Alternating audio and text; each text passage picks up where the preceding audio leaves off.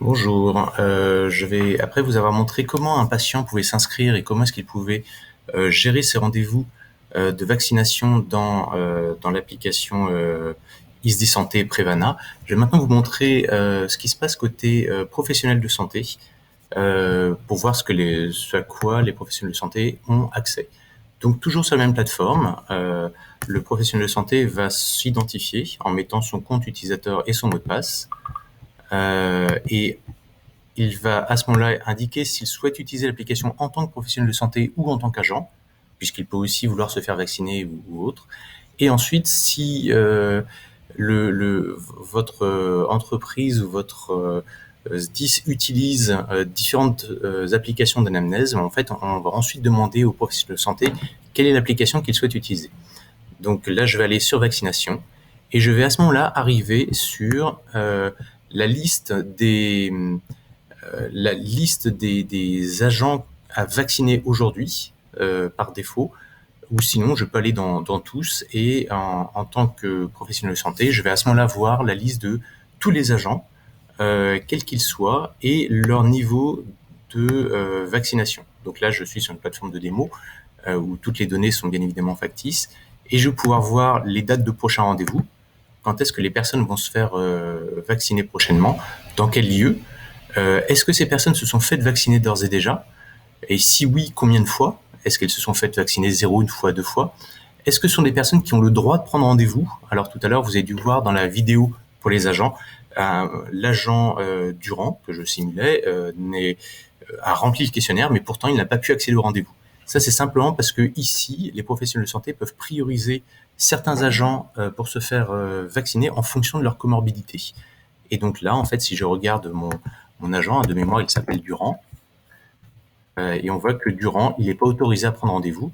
Et c'est pour ça, effectivement, que je suis arrivé tout à l'heure sur une page d'attente en me disant, vous allez recevoir bientôt, vous serez prévenu lorsque vous pourrez vous faire vacciner.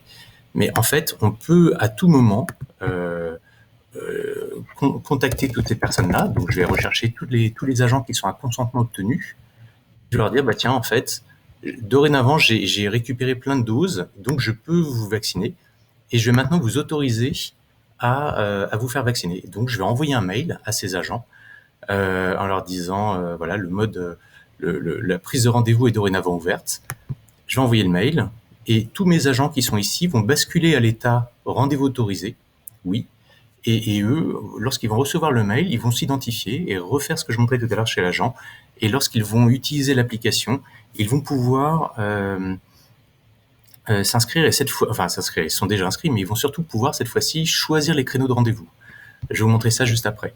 Et donc là, en tant que professionnel de santé, je vois la liste de tous mes agents, quelle est leur caserne d'affectation ou leur business unit si on est dans une entreprise, quel est leur âge, ce qui vous permet en fait de filtrer et de dire je ne veux d'abord vacciner que les personnes qui ont un certain âge. Bon, là, c'est une plateforme de test, hein, donc du coup, les données sont pas forcément très justes.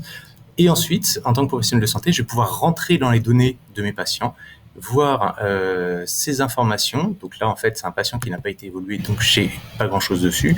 Mais si je prends un patient rendez-vous autorisé, donc lui, là, je vais avoir toutes les informations sur son âge, son matricule, son numéro de sécurité sociale. Bon, il l'a pas rempli.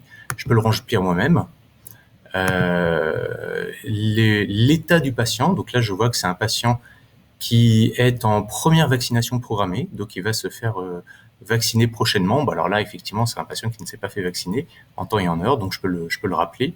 J'ai une note qui apparaît en exergue et qui va me permettre de savoir que tel professionnel de santé, le 2 février à 17h52, a écrit que le patient avait été vacciné.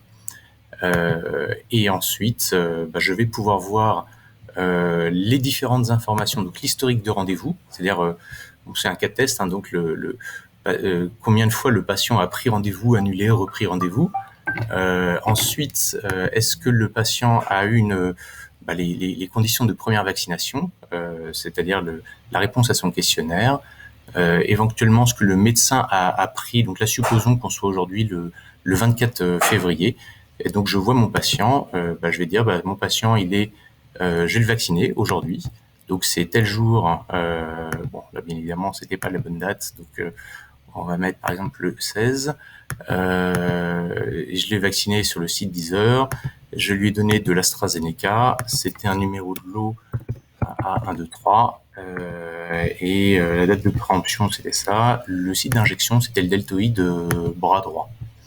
Voilà. Et donc là, je vais stocker les informations sur le patient, et ce qui va me permettre ensuite à tous les autres professionnels de santé qui vont regarder ce patient-là de savoir que donc Mourad Agent est dans le statut première vaccination réalisée, et voilà les informations par lesquelles il a été vacciné. Voilà. Donc je peux faire ça maintenant sur tous mes agents. Je peux les filtrer par date de prochain rendez-vous. Donc je vais dire par exemple, je veux avoir tous les agents qui vont se faire vacciner le 16 mars. Je crois qu'on a des dates. Bon, perdu, on n'a pas de date le 16 mars. Sinon le 15. Et oui, j'ai pas de chance. Je connais pas les dates des prochaines vaccinations. Voilà, le 2 mars. Et là, je vais voir en fait tous les agents qui vont se faire vacciner cette date-là, dans quel lieu, et est-ce qu'ils s'étaient déjà fait vacciner auparavant, une fois ou deux fois. Je peux aussi filtrer par lieu, c'est-à-dire que je vais voir tous les patients qui vont se faire vacciner à Vichy, ou tous les patients qui vont se faire vacciner à l'état-major. Voilà. Et donc là, on est terminé maintenant pour les professionnels de santé, et je vais vous montrer maintenant ce que voient à la fois les professionnels de santé et les membres de direction en termes de statistiques.